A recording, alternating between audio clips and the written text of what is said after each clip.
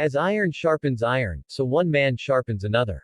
Welcome back to the Iron Saints podcast with your host Dan Willis. Welcome back, Saints. It's a new day, and we are headed further into Luke 11. Before we get going, just a huge shout out to all of you who have taken the time to listen. It's really encouraging to see people going back and starting at the very first episode and working their way through. I encourage you guys, if that's the way you want to do it, go right ahead and do it. If you want to stick around and just pick up where we are, that's also fantastic. I would just have a quick ask, guys, that if you're enjoying the program, if you guys would consider leaving a review or sharing this out to your communities.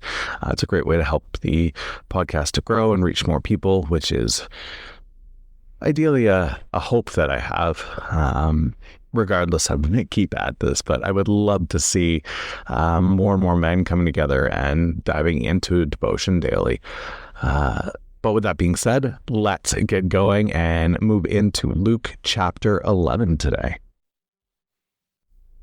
So as always, guys, I will be reading from the ESV. I welcome you to follow along and encourage you to follow along in whatever translation or paraphrase that you want. Feel free to take the time, pause the podcast, go run and grab that if you can. It's always ideal to have that copy of Bible in your hands, so you can take notes and underline and add your own thoughts for sure.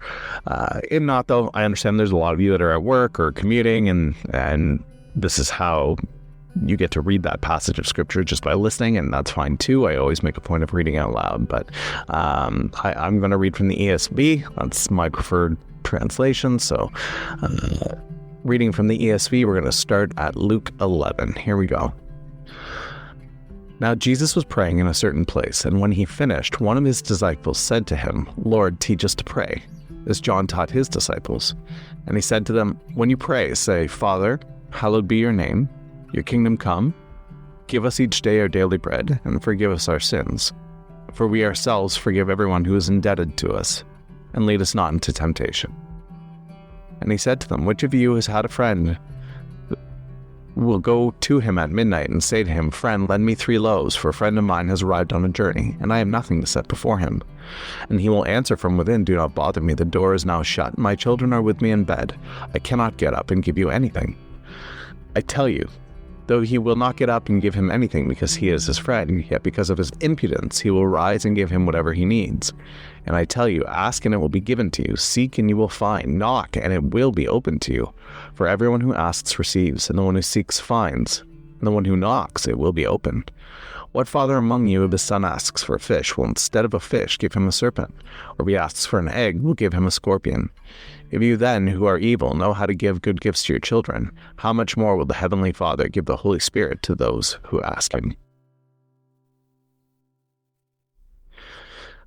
So we get Luke's account of the Lord's Prayer, and then we also get the little parable tacked on to the end of this one. So double whammy today.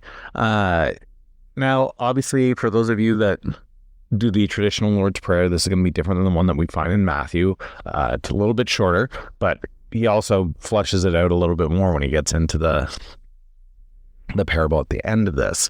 The big one here is when he pairs these two together, it really does draw the focus less to the Lord's Prayer and more to the teaching that follows immediately afterwards, right? When we're praying, "Give us each day our daily bread and forgive us our sins. We ourselves forgive everyone who's indebted to us, and lead us not into temptation." It's interesting that he immediately follows that with the parable of a man knocking on a door asking for bread. Now, what I like about this is it provides us the clarity of how prayer is supposed to work.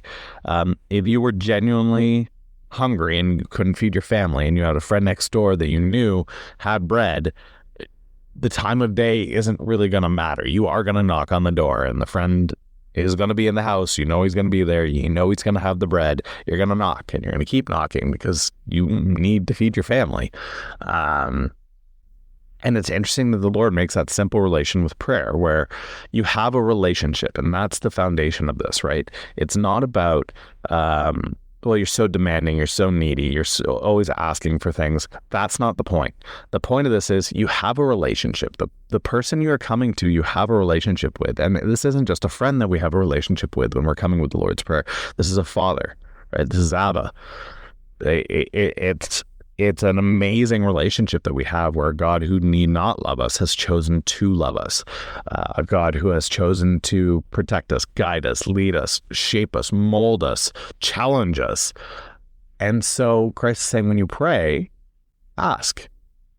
But there may be also a touch of ask ceaselessly, because we're called to pray ceaselessly. Nobody likes it when somebody's just knocking on the doorbell or knocking on the door endlessly, or ringing the doorbell endlessly, right? Eventually they're going to come to the door. And I think that's what he's trying to get us to grasp here, is this idea of what father among you, if his son asks for a fish, will instead of a fish give him a serpent? Or if he asks for an egg, give him a scorpion? Okay, great. So if those who are evil know how to give good gifts to their children, why then wouldn't the Father give us the gifts that we are asking for, so long as the thing that you're asking for isn't from temptation? So he keeps tying back this lesson to everything that he has outlined in the Lord's Prayer here. But I tell you, though, he will get up and give him anything because he is his friend, yet because of his impudence. So impudence being that persistent, annoying, nagging, and often this would be a negative word, but in this context, that's what your prayer is supposed to be: a persistent, constant nagging, almost. Obviously with reverence to the Lord, because it starts, Father, hallowed your name, your kingdom come. So giving credibility to who God is, what his character is, and what your relationship is. But at the same time, being persistent, not giving way, being like Jacob and wrestling through this. Just wrestle. You don't know what the Lord's capable of. And if you're asking for an impossible thing, just keep asking. Just keep asking. Who knows? Just keep at it. So, persistence in prayer is the takeaway today. What's your prayer life looking like? I'm thrilled that if you've been part of this journey and you're here every day, we're going through the passages of Luke. That's fantastic. But what is your prayer life looking like? Are you in prayer daily? Is that something that you are challenged with? Is that something that you're constantly knocking on the door with? If yes, great, keep it up. That's the challenge for today, and it's going to be a relatively easy challenge for you if this is something that you're doing. But if you're facing trials in your life right now, if you're facing challenges in your marriage, in your health, in your job, with your kids, wherever it may be, and you're not ceaselessly in prayer, if you're not constantly knocking on that door, that's the challenge today. Get to knocking. Get knocking. Sounds like a simple challenge, but being consistent and constant is not as easy as it may seem. So take the time today. Get going. Get knocking. Last but not least, guys, we are going to finish up with prayer here. Bit of a sad one. I know for those of you that were listening yesterday, we did pray for baby Waylon. The doctors had said that it did not look like he was going to pull through. He was on a whole bunch of machines just to try to keep him alive. Unfortunately, Waylon did pass away and join the Lord yesterday. So I would ask that we just, keep him on your hearts, keep the family on your hearts. We're going to pray for them today. But also, if you have a family of your own, guys, take the time to cherish. You never know how long you get. Lord, thank you so much for all of your blessings. You give and you take away, and that's not always the easiest thing to have happen, Lord. I pray for Waylon's family. It's not going to be easy to lose a little one like that. Having experienced that pain myself, I understand that hardship and that agony. Be with them in those times of great trial like that. Folks either cling closer to you or run from you. And I pray that this family would cling to you, Lord. That they would come to you for shelter, that they would come to you for comfort, that they would come to you for reason. I pray that they would turn to you even harder, Lord, to be firmer in you and stronger in you as a result of this terrible, terrible trial and tragedy. The blessing in this, Lord, as Waylon is with you now, so I thank you for that. Lord, I lift up the rest of us who are fathers, who are husbands, and I pray that we would cherish our own families, that we would take the time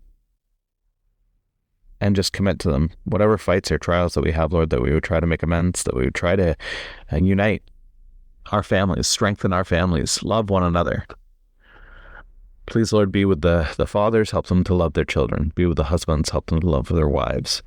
Be with the grandfathers, help them to love their grandchildren. Be with the great-grandfathers, help them to love their great-grandchildren. Bless the men that are listening, Lord. bless the relationships that they have, and I pray that they would go forth and cling to you in their relationships as well. In your name we pray. Amen. Have a fantastic day, guys, and I will catch you tomorrow with another episode. Thank you for listening to the Iron Saints podcast. If you are looking to share your prayer requests, check the description for social media or email to contact the show. Blessings on you all until next time.